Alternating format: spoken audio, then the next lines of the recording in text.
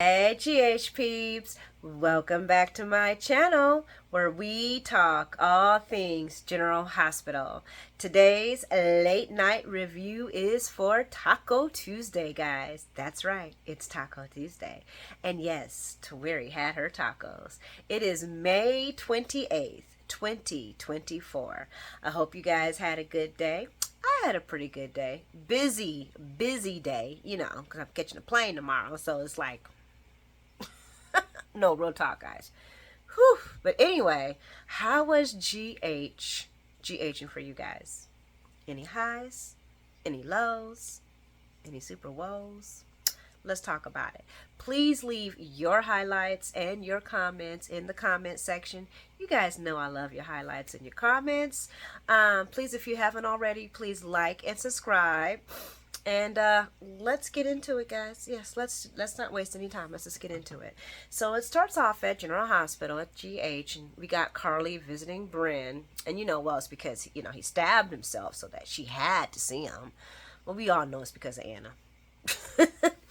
And they discuss his epic scar. And he tells her that some thug jumped him. And she's like, boy, bye. You're a whole entire spy. And I'm pretty sure you could have handled most of those people at that dang Pittenville. And I'm like, yeah, he could. Because you remember what he did to him. That dude that dude he set up. Chop, chop to the throat. That's all it took. But he says, well, maybe he did just want to see her. And she's like, well, I am irresistible. Everybody just wants to see Carly. Girl. But Carly ain't falling for Brennan's BS today, and when he tells her it's just too difficult to talk about what's really going on, she's like, well, maybe if you speak slower, I can hear the big words and I can get it better. And that's when she starts to leave. And he's like, my bad.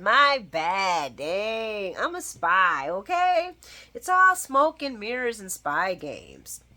And nobody's innocent in Bryn's world, and that's including Anna. And Brendan starts painting his web of deceit on Anna and tells Carly's first lesson in espionage is that a spy never tells. And I was thinking he must be talking about when she was dropping the FBI information. Now, like you did when you told him about the FBI being after him. Pretty much. Basically telling Carly that she would not be a good spy. And she wouldn't. Carly says she don't care about dropping no info, about no zip ties. All she wants is her BF to be safe. And I'm looking at her like, so you want him to be so safe that you would tell the person that's coming after him about the FBI coming after him. That's Carly's ideal of safety. Yeah. And I was like, girl, take your ass home. Jason a grown-ass man. When she said that, I just want to make sure that my best friend is safe. What are you going to do, Carly? Who is you? What gang are you going to call? What guns are you going to pull? But you want your BF to be... Girl. And I wrote down, what is she going to do to help him? What power do you have? I mean, like, what can you do?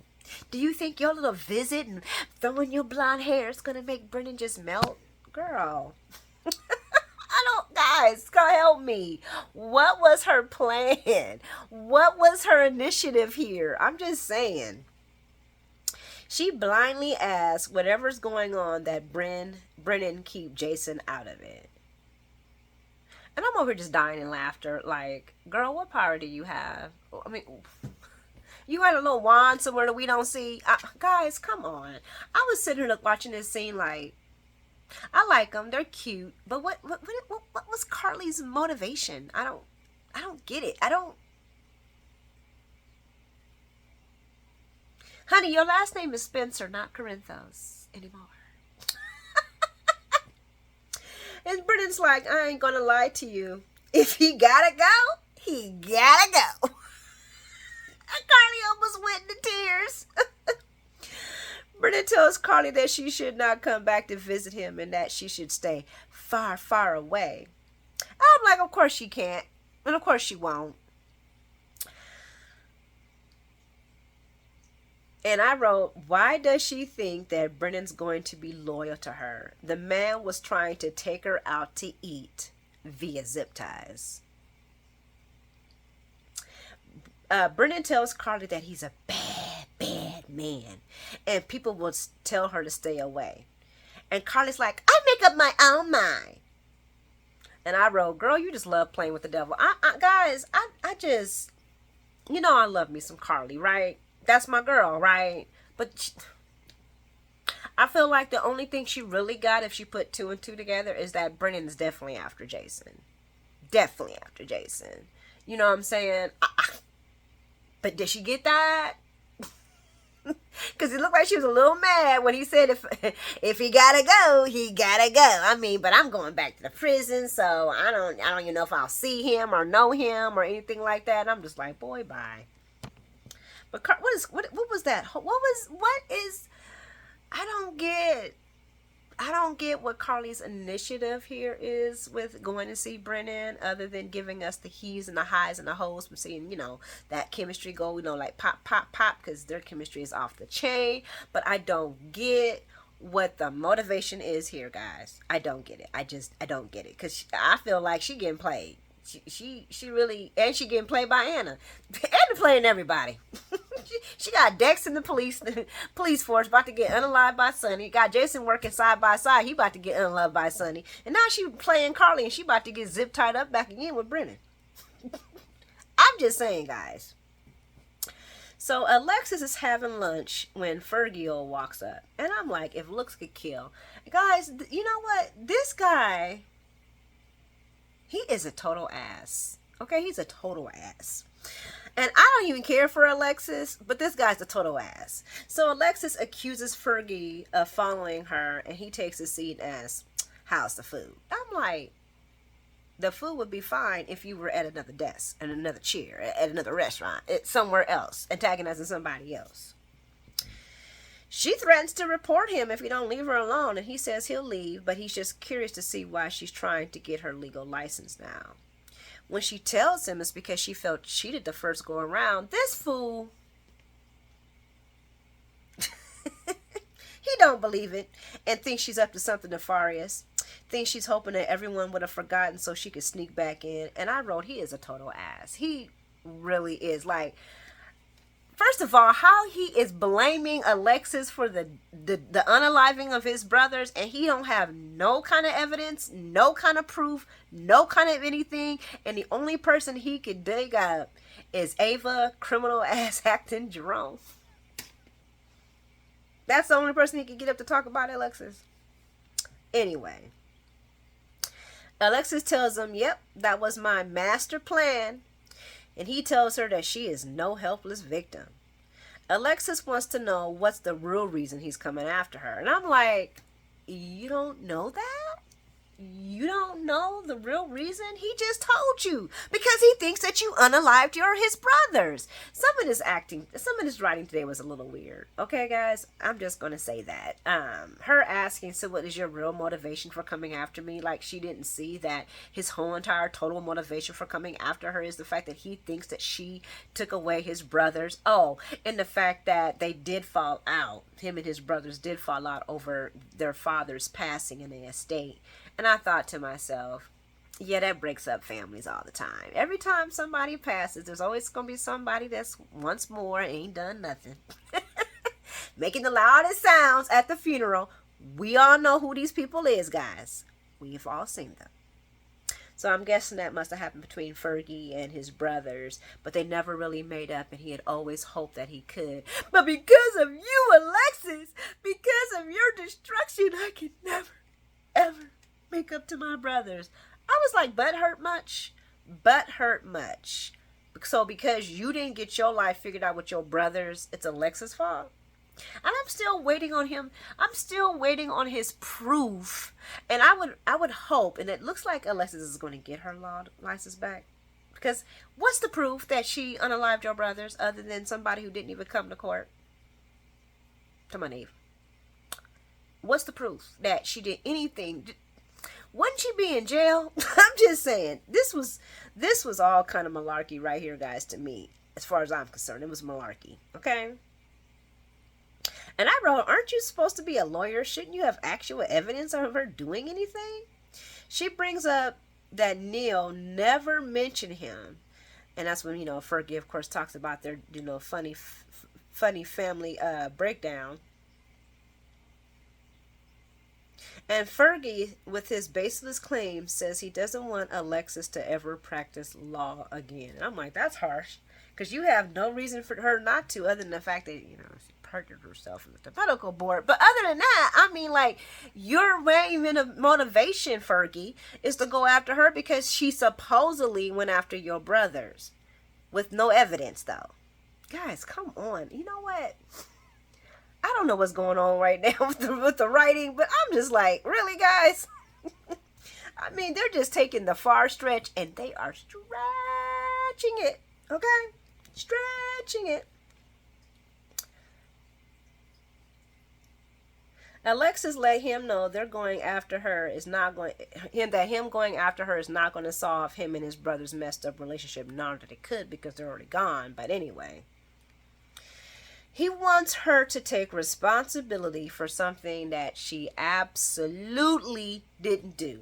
You want to take her. The thing you should be trying to come after her is her driving drunk and almost unaliving somebody or something like that, or the Tracy situation. Why didn't he go after Tracy and get that information from Tracy? Tracy would have gladly sunk Alexis. Maybe it's because Tracy's going through her own thing. I don't know. But this right here, because of my brothers, that was his soul.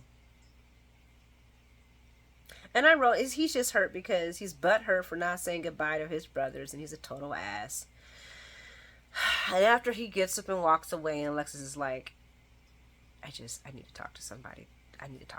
She calls Gregory, and Chase answered the phone, and that's when she finds out that Gregory's passed. And you see her clutching his medal, and I'm like, man, I wish he could give you some words of advice, because girl, right now, my only word was get your law license back and then slap Fergie with it, okay? Well, don't slap him with it, but still.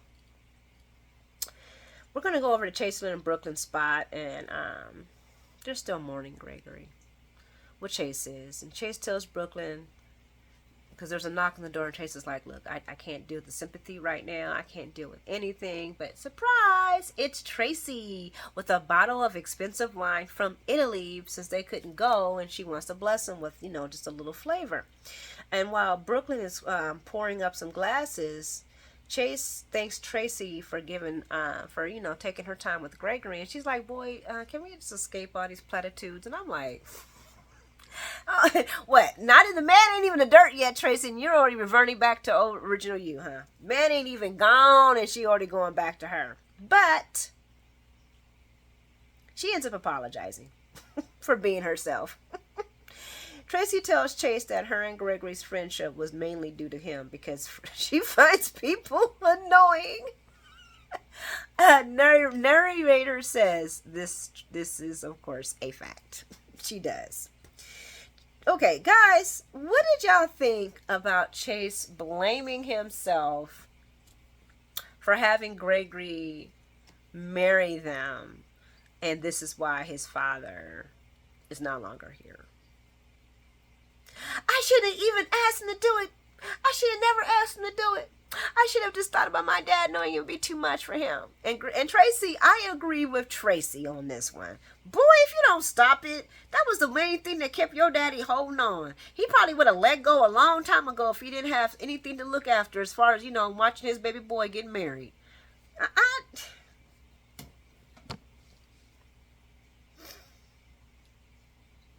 Tracy reminds Chase that officiating the wedding is what gave Gregory life. Sometimes life is just not fair. It really ain't. Tracy tells Chase that was one of the annoying qualities of Gregory, was talking about how proud he was of his sons. Because we know, no, Tracy ain't doing that with the Nedley. Didn't Tracy have another kid? I thought Tracy had another kid. Is it just Ned? Whatever. And that's the first time Chase has laughed in a while, and he definitely needed it. She then leaves telling them Don't bother to show her out. The apartment is the size of a postage stamp.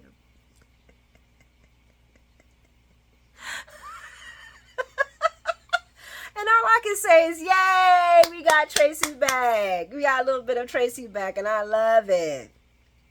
And I wrote, oh, I just love me some Tracy. That's when this conversation goes darker, and Chase and Brooklyn starts discussing Finn's drinking, and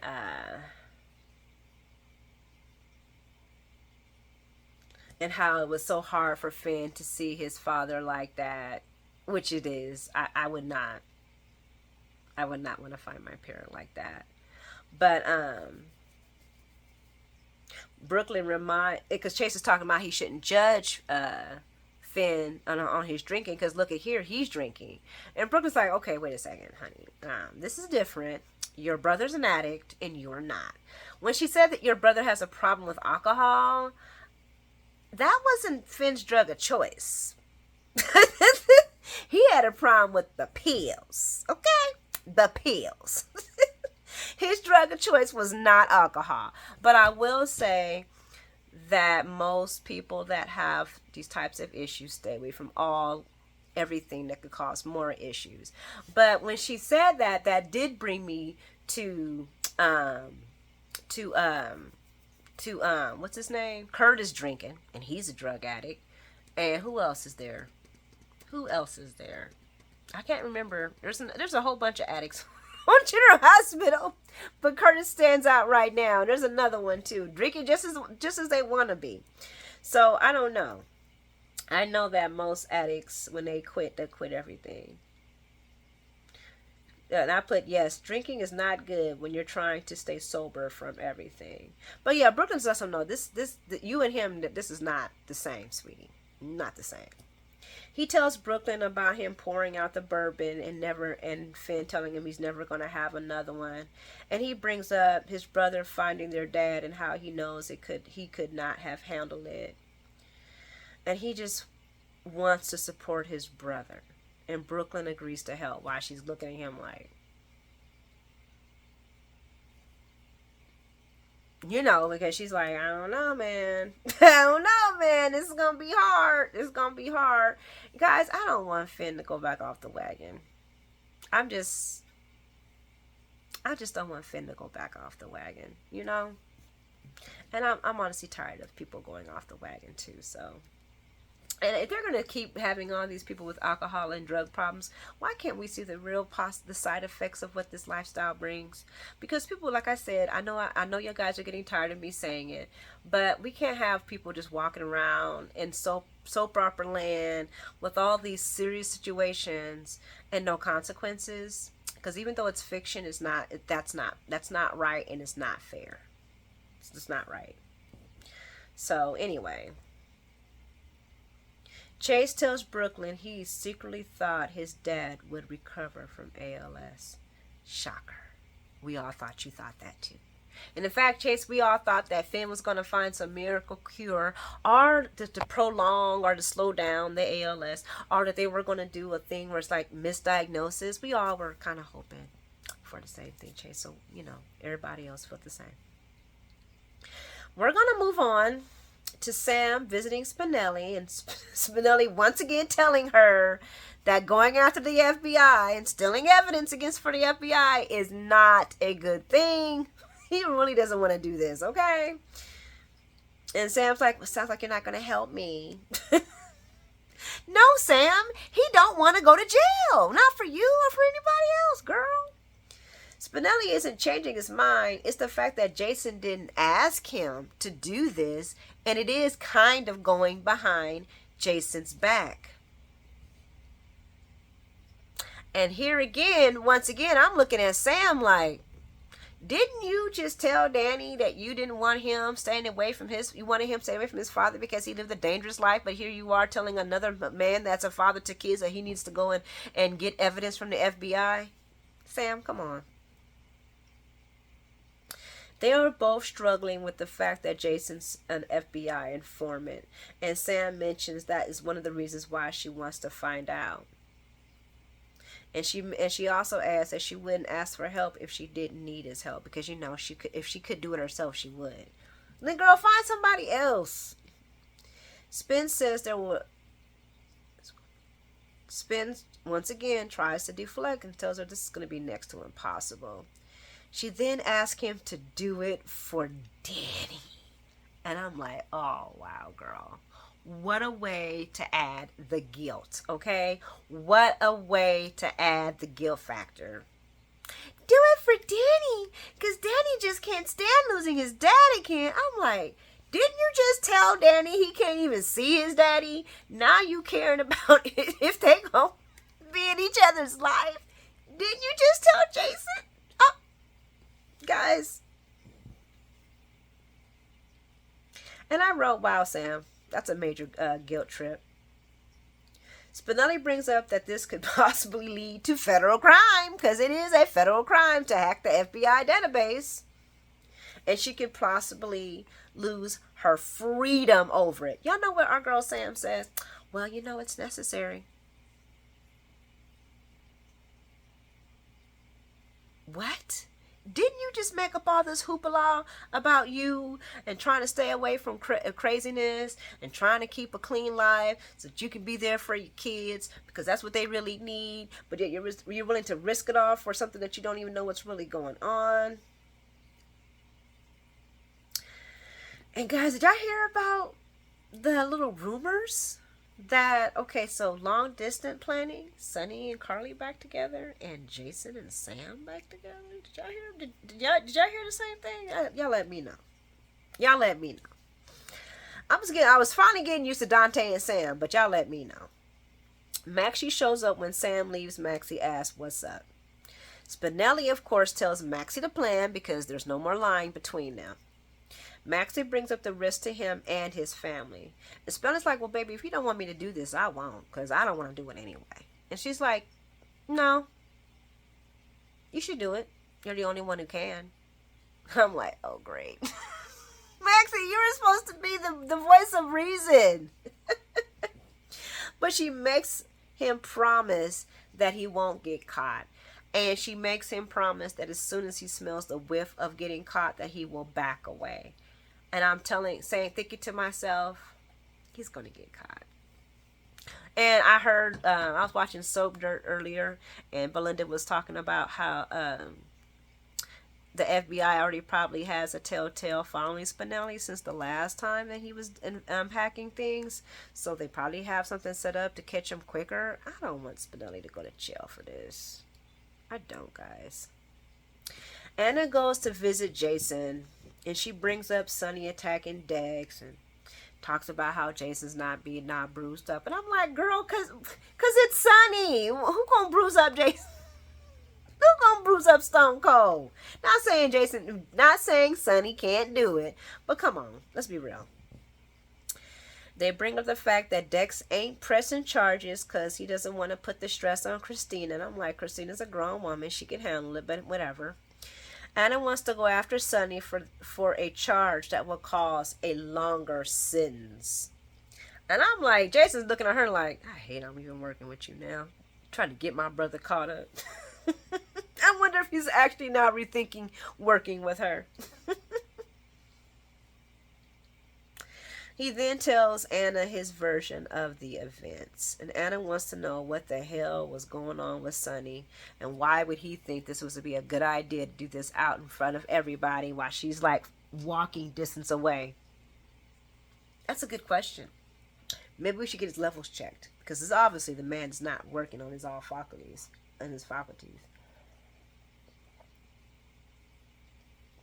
Jason wants to know if this will be off the record. Anna says yep, and I'm looking at him like, don't trust her. I'm sorry, guys. I love me some Anna, but don't trust her. I would not trust her like this. Jason tells her that Sonny is losing it, and he threatened their lives and threatened to empty the gun on them. Anna don't know why Sonny acting this way. And she questions if Sonny would try to off him and Jason and Dex. And I'm like, right now in Sonny's current condition, probably. I wouldn't put anything past him. I wouldn't put anything past him, especially since he's rewriting history every day. And guys, why ain't he in jail? Why? What is this? I mean, like this is almost too much. That he can go around beating up on people and still be walking around free. Still be walking around free. Jason tells Anna that there was a time when Sonny would never talk like this. He wouldn't. Anna says because y'all were brothers. He says no, because it's stupid. Because it's stupid. Why would he sit there and do all this out in the open knowing it would lead to him? If he hurts me or Dex, he knows it's going to come back to him. And he ain't thinking like he's supposed to. And the Sonny he knew was smart and cool and cool-headed. And wouldn't do anything crazy like this. And I'm like, well, he was... Sonny was a little... He had his ways. I'll put it like that. But he at least listened to reason. Even though he would demand, like I remember when the Carly was missing and all that stuff back in the day, he would be mad because he didn't know what was going on, and he would demand to find, you better find out or I'm going to act. And Jason would be on it. Anna tells Jason about Bryn's supposed stabbing and self-infliction, and that he did it so he could see Carly again. And he's possibly crushing on Carly also and using Carly as a cover-up. We see that. What I don't get is why Carly don't see that. I don't get why Carly don't see this. As many times as she been played by Sonny, Alcazar, and all the other men in her life, she should see this.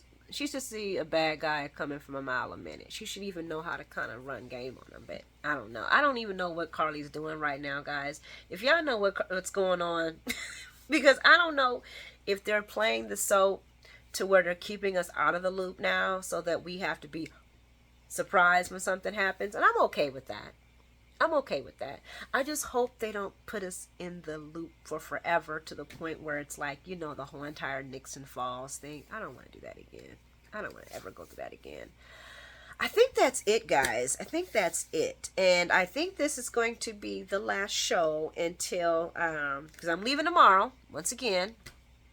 Oh, wow, 27 minutes. I'm leaving tomorrow, and I'll be on the plane tomorrow night, so I'm not going to do a show tomorrow. The graduation's Thursday, family time Friday, and I'm flying back Saturday. I would like to do a live this week. I'm not going to make any promises, but at least jump in for a little bit, talk about the soaps, talk about the comments, you know, just touch base with you guys.